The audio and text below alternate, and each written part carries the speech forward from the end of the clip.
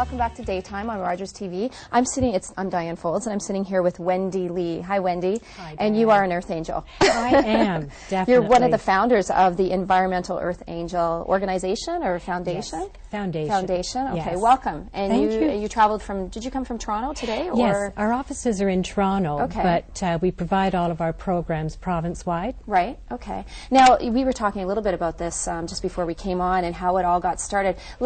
Give people like the history of Earth Angels and what they do. And this is one of your, I guess you've been in our community once before. Mm-hmm. Yes, and we Earth have. Angels have been around for 14 years, you were saying. Yes. And you are the executive director. I'm the executive director, okay. and Tell me about Earth Angels. I'm one of the founding members. Okay. And how it started 14 years ago was basically community members sitting around talking about how we can't keep putting this much pollution into the air without there being repercussions. Right. And the fact that a lot of people feel, well, you know, what can I do? So what we did was we started our programs to work with the children to show that you can do something and you can do things that are very important.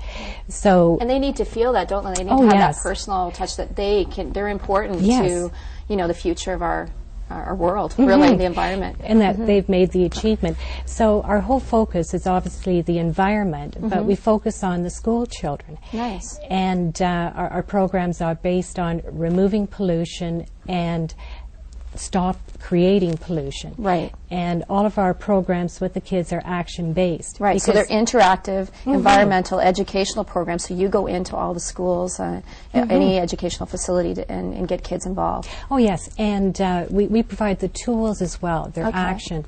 So when we're teaching the children about how trees remove so much pollution from the air and from the ground, the water, we teach them the connection, and we also provide them with the trees to plant. Really? So that they actually are contributing. If they're planting a tree, it's going to remove pollution.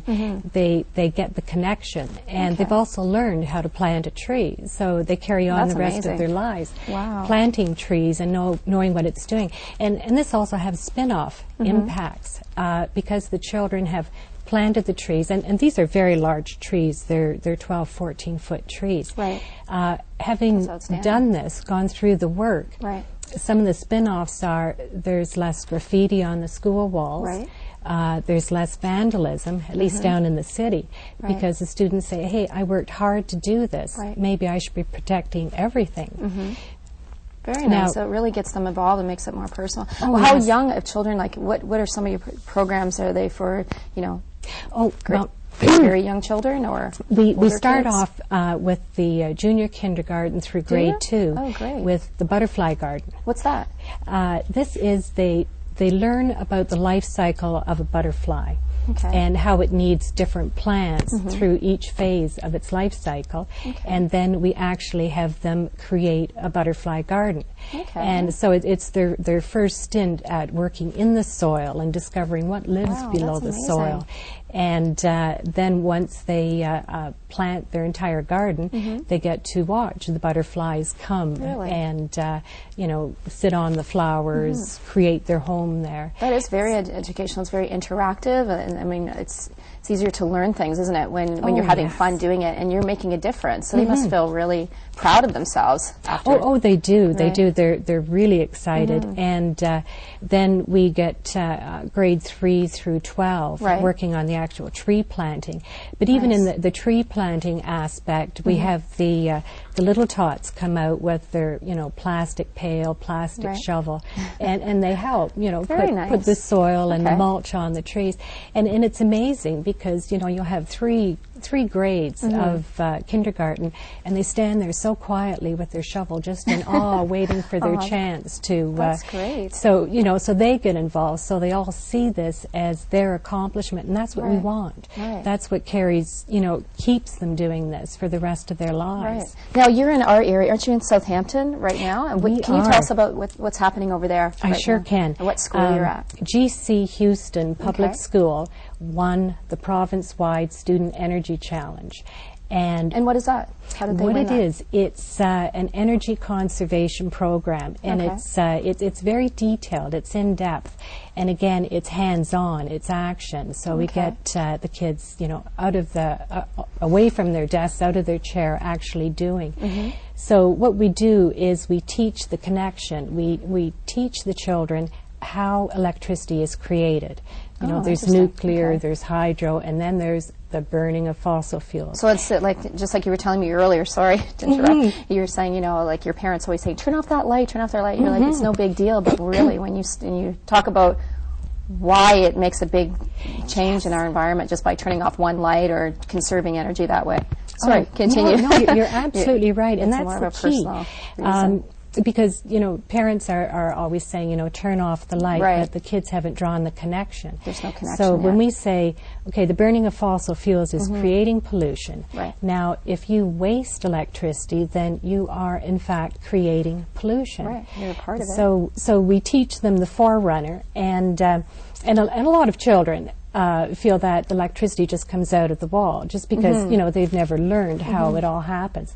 So we teach them the process. It's created, it comes in by wires, and it's measured. It's measured by a hydrometer. Right. So the students learn how to read a hydrometer, so that they can measure the electricity that's coming into their school or into their home. Then we send them on the investigation end, and that is... That would be fun. Well, Really? and it is. Yeah. They're detectives. We call that the detective end. They go around their school and they see, well, how is electricity being used here? And then they draw up their own plan on if they're going to save electricity, how would they do it? Okay, when you go out for recess, those classroom lights don't need to be on. Right. So then they set up their system of how they're going to conserve, and they go into the conservation mode. Okay. And they work with the whole school on this. They get them all involved. Wow. Turning off the lights. And that's what they did in Southampton then? That's what they did. Okay. And they also did it at home too. So now the children at home are saying to their whole family, no, we must turn off the light. Okay. And they look at lifestyle changes too. The kids come up with amazing things. They look at their whole lifestyle in the sense of electricity. And make it personal then, right? And so what they're saying is, well, instead of the family sitting in front of the TV eating dinner, let's all sit around the table, turn the TV off. It gets them really thinking, doesn't it? It does. And little things make a big difference, and they can calculate that out, actually. They can. They can see that. They see the numbers. Yeah, right. and GC Houston won because they went the extra steps. And how did they do the extra step, this school in Southampton, GC Houston? What they did was they chose to have gym outside instead of in the gym, so all of the gym lights could be left turned off. They did. And there's a lot of gym lights too. It's a big space, so you're right. Good and for them.